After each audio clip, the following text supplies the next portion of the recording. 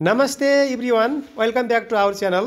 आजको भिडियोमा हामी नेपाली स्टुडेन्ट्सले जापानमा हायर एजुकेसन कसरी पढ्न सक्छन्, कुन कुन लेभल वाइज कोर्स उपलब्ध छन्, उनीहरूको ड्युरेसन, फी रेन्ज र स्टुडेन्ट्सले वर्क परमिटमा कति काम गर्न पाउँछन्, सब कुरा सरल भाषामा बुझ्नेछौँ है। यदि तपाईहरुले नेपालबाट जापानमा उच्च शिक्षा हासिल गर्ने सोच बनाउँदै हुनुहुन्छ भने यो भिडियो तपाईहरुको लागि हो है। First of all why choose Japan भन्ने छ है। जापानलाई हामीले किन छान्ने त भन्ने कुरा आउँछ।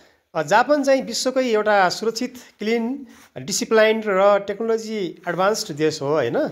सबैले थाहा भएको कुरा हो र यहाँको एजुकेसन सिस्टम प्र्याक्टिकल, जब ओरिएन्टेड र इन्टरनेसनल स्टुडेन्ट्स फ्रेन्डली छ। नेपाली स्टुडेन्ट्सको संख्या पनि हरेक वर्ष बढ्दै गएको छ है त्यहाँ।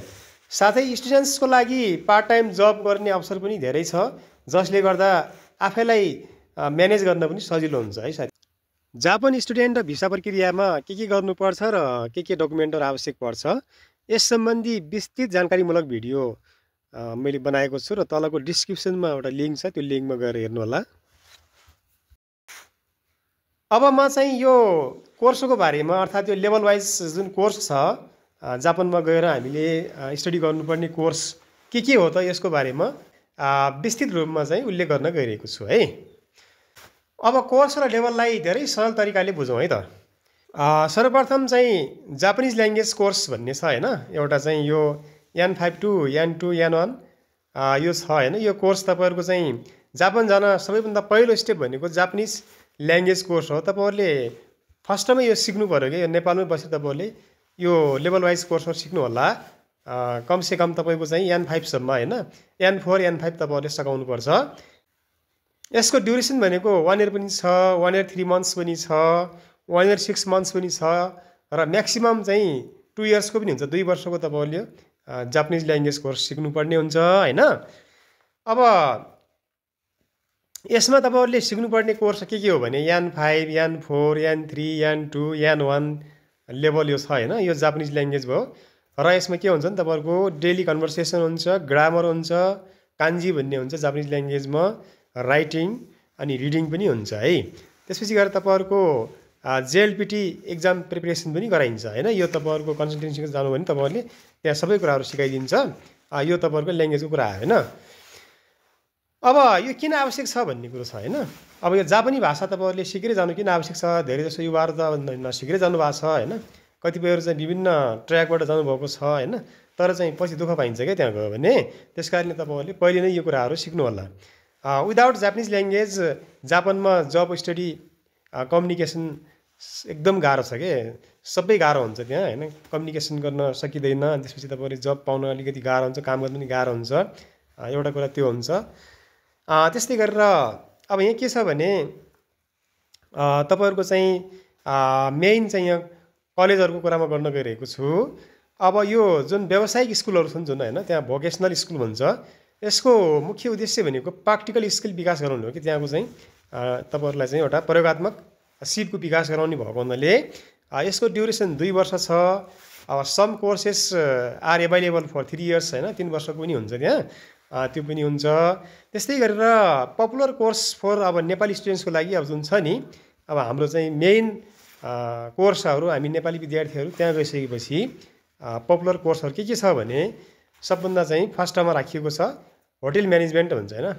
यो कोर्स चाहिँ छ। त्यस्तै गरेर बिजनेस म्यानेजमेन्ट छ, IT एन्ड सफ्टवेयर छ हैन, अटोमोबाइल इन्जिनियरिङ छ, नर्सिङ केयर छ हैन। अनि यसलाई जापानी भाषामा चाहिँ काइगो भन्छ हैन। काइगो भन्ने कोर्स भन्छ नर्सिङलाई। त्यस्तै गरेर फेसन डिजाइन भन्ने छ, टुरिज्म एन्ड हस्पिटालिटी भन्ने छ, accounting and finance, multimedia and animation भन्ने छ।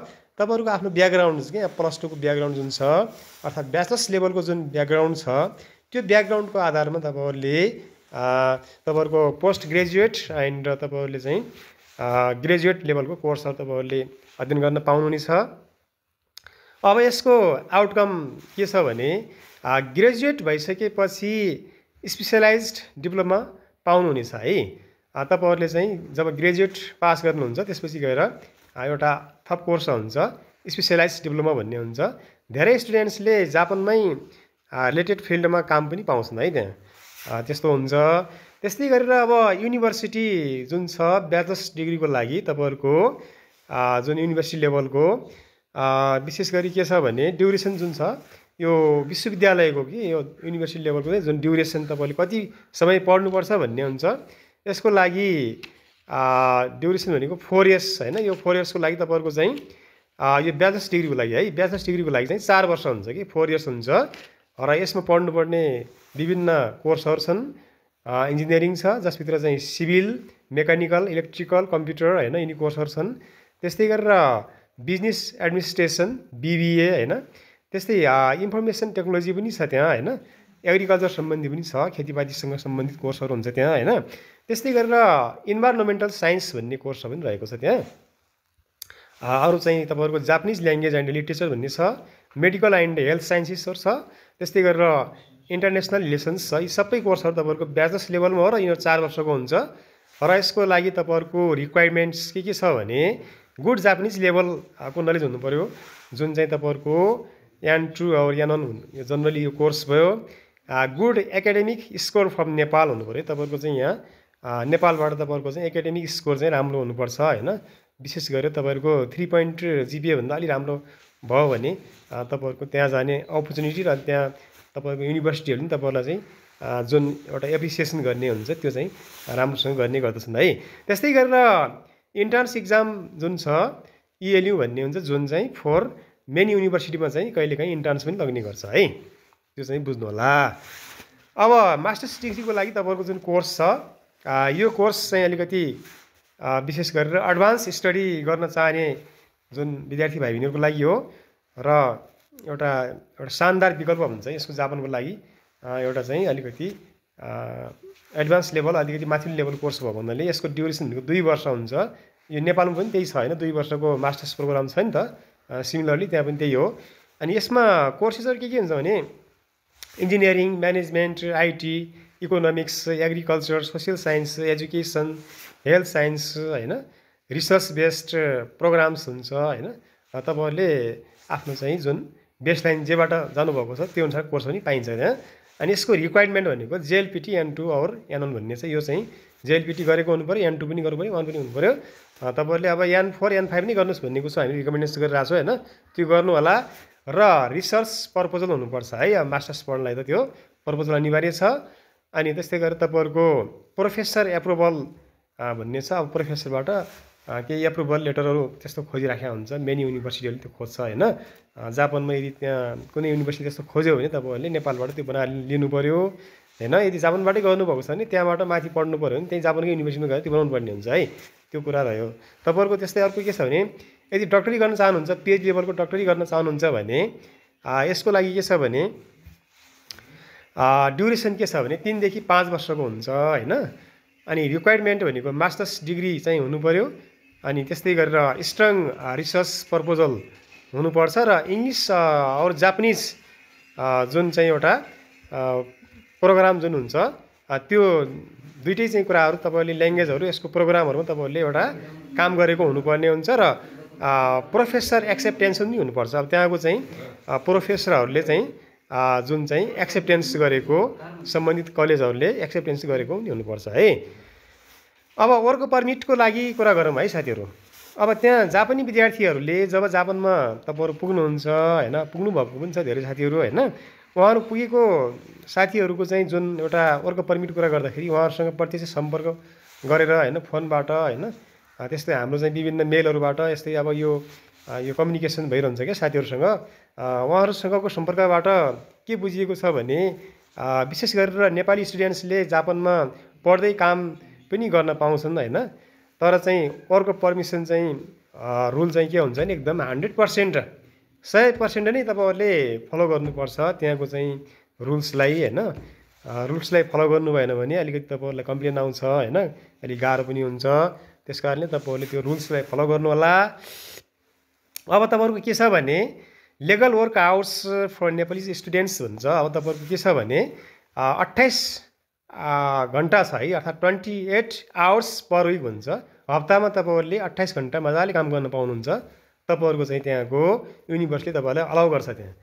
अनि 40 आवर्स पर विक ड्युरिङ भ्याकेसन्स और होलिडेज हुन्छ। तपाईँहरूको चाहिँ के छ भने जुन होलिडेज हुन्छ होइन, त्यस्तो बिदा भएको बेला तपाईँहरूको चाहिँ के हुन्छ भने 40 घन्टा चाहिँ तपाईँहरूले हप्तामा काम गर्न पाउनुहुन्छ है। त्यो चाहिँ राम्रो एउटा चाहिँ अपर्च्युनिटी हो। यस्तो चाहिँ युरोपियन देश जस्तै युकेतिर जानुभयो अन्त जानुभयो भने अलिकति त्यहाँ स्ट्रिक्टली तपाईँको 20 आवर्स हुन्छ होइन स्टुडेन्ट्सको लागि भने जापानमा अलिकति एड गरिएको छ। र त्यस्तै गरेर टाइप्स अफ जब स्टुडेन्ट्स अब तपाईँहरूको यो जुन जब के छ तपाईँहरूको लागि भनेपछि कन्भिनियन्स स्टोर भन्ने छ, कोबिनी भन्छ होइन, यस्तो यो तपाईँहरूको स्टोरहरूमा काम गर्ने होइन, जापानी भाषामा कोन्बिनी भन्छ। त्यस्तै गरेर रेस्टुरेन्ट सम्बन्धी त्यहाँको अब रेस्टुरेन्टहरूमा विभिन्न रेस्टुरेन्टहरूमा तपाईँहरूले एज अ वेटरको रूपमा होइन तपाईँहरूले एज अ डिसवासर होइन कुनै पनि काम पाउँछ, तपाईँहरूको आफ्नो क्षमता हुन्छ त्यहाँ काम पाउने हो, त्यो पाउनुहुन्छ। त्यस्तै गरेर फ्याक्ट्रिज भन्ने हुन्छ, अन्य फ्याक्ट्रीहरूमा पनि तपाईँहरूले काम पाउनुहुन्छ। त्यस्तै गरेर डेलिभरी सर्भिस पनि हुन्छ होइन फ्याक्ट्रीहरूमा कुनै अब चाहिँ रेस्टुरेन्टहरूमा भनौँ होइन। अनि सुपर मार्केटमा काम पाउनुहुन्छ, होटेलमा काम पाउनुहुन्छ। त्यस्तै गरेर केयर गिभिङ पनि हुन्छ, कुनै ठाउँमा चाहिँ केयर गिभरको चाहिँ एउटा जुन अफर आएको हुन्छ त्यस्तो ठाउँमा पनि तपाईँहरूले काम गर्न सक्नुहुन्छ है। तपाईँहरूको अर्निङको कुरा आउँछ होइन, अब मन्थली के अरे यो विकली तपाईँहरूको कति अर्निङ हुन्छ भन्ने छ होइन। एक हप्तामा तपाईँहरूले कमाउने भनेको जापानियन 900 देखि तपाईँहरूको 1300 हुन्छ, जुन पर आवरको एउटा पर आवरको चाहिँ जुन एउटा यो रेन्ज रेट भन्छ, यो रेट चाहिँ तपाईँले पाउनुहुन्छ। र तपाईँहरूले विशेष गरेर घन्टाको तपाईँको कति हुन्छ भनेदेखि एक जापानियन भनेको 0.92 नेपाली रुपिस हुन्छ। तपाईँहरूले यसको एक्सचेन्ज रेटलाई तपाईँले हेर्नुभयो भने तर चाहिँ तपाईँहरूको 900 देखि अब 13 यान भन्ने यो अब त्यतिसम्म छ भने त्यो भनेको जस्तै 1000 यान भनेको तपाईँको 920 हो भने त्यही 1200 1100 होइन यो रेन्जमा तपाईँहरूले आवरली तपाईँहरूले नेपाली रुपिस पाउनुहुने हो होइन। त्यो पैसा भनेको 28 घन्टामा भन्छ होइन, एक हप्तामा 28 घन्टा हुने भएको हुनाले यो 28 घन्टामा तपाईँहरूले कम्तीमा पनि 28,000 नेपाली रुपिस कमाउनुहुन्छ होइन। र यो भनेको महिनाको कमाइ भने कति भयो तपाईँहरूको समथिङ तपाईँको 30,000 मानौँ होइन, न्यूनतम 28 हो तर 30 त कमाउनुहुन्छ भने 30 चौको 120 1,20,000 तपाईँहरूको चाहिँ मन्थली अर्निङ हुन्छ। र यो तपाईँहरूको एउटा युनिभर्सिटीको पिरियडमा होइन तपाईँहरू स्टडी गरिरहेको एउटा बेला तपाईँहरूले यसरी कमाउनुहुन्छ। तर तपाईँहरूले अब स्टडी गरिसकेपछि यदि तपाईँहरूले त्यहाँको पिआर पाउनुभयो, फुल टाइम जब पाउनुभयो भने तपाईँहरूले महिनाको 2 लाखदेखि 3 लाखसम्म पनि कमाउन सक्नुहुन्छ है। यो केही फरक परेन। एप्रोमिक्सली तपाईँहरूको चाहिँ के छ भने झन्डै 10 देखि 18 लाख पर इयर तपाईँको चाहिँ रेन्जमा कमाउनुहुन्छ। र यसले तपाईँहरूको युनिभर्सिटी फी, त्यसपछि गरी अकोमोडेसन होइन, त्यसपछि फुडिङ, यस्तो ट्रान्सपोर्टेसन, कम्युनिकेसन, यस्तो सबैमा यसले चाहिँ के गर्छ भने यो सपोर्ट गर्ने भयो कि त्यसले गर्छ। र अलिकति बचाउन सक्नुहुने भाइ बहिनीहरूले बचाउनु पनि सक्नुहुन्छ होइन, थोरै पनि भए पनि बचाउनुहुन्छ उहाँहरूले। र पछाडिको भविष्य राम्रो छ, फुल टाइम जब पाउने सम्भावना हुन्छ है। अब तपाईँहरूको यहाँ भन्छ आफ्टर ग्रेजुएसन जब भिसा अपर्च्युनिटी भन्ने छ। तपाईँहरूको चाहिँ जब तपाईँहरूले ग्रेजुएसन गर्नुहुन्छ नि जापानबाट होइन, ब्याचलर्स डिग्री मास्टर्स डिग्री गर्नुहुन्छ, गरिसकेपछि तपाईँहरूको चाहिँ स्टुडेन्ट्सले के गर्छन् भने जापानमा चाहिँ फुल टाइम काम गर्न सक्छन् भनिएको छ है। जस्तै अब जब भिसा टाइप्स के छ भने इन्जिनियर होइन, specialist, humanities, international services, technical internship होइन, नर्सिङ केयर जब भिसा, त्यस्तै गरेर हाइली स्किल्ड प्रोफेसनल भिसा पनि तपाईँहरूले त्यहाँ पाउनुहुन्छ। र तपाईँहरूले त्यहाँ फुल टाइम काम गर्न सक्नुहुन्छ र आफ्नो चाहिँ जुन आम्दानी छ त्यो बढाउन सक्नुहुन्छ है। यदि तपाईँहरूको चाहिँ जापानिज ल्याङ्ग्वेजमा चाहिँ एकदम स्ट्रङ स्किल छ होइन, त्यो ल्याङ्ग्वेजको स्किल छ भने मानौँ N1 N2 and good academic performance छ भने जापानमा तपाईँहरूको सेटलमेन्टको मौका पनि धेरै छ, तपाईँहरू सजिलैसँग त्यहाँ सेटलमेन्ट हुन सक्नुहुन्छ।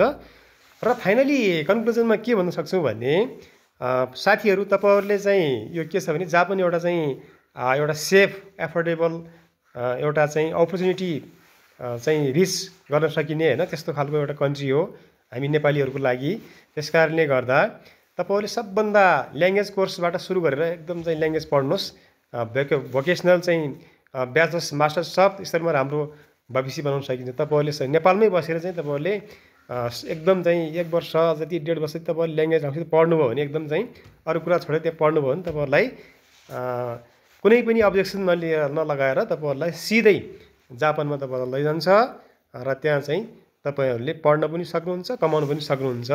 त्यस कारणले हजुरहरूले आफ्नो तयारी चाहिँ राम्रो गर्नुहोला। यति भन्दै म यो भिडियोबाट बिदा हुन्छु। Thank you for watching. See you in the next video. Okay, bye by.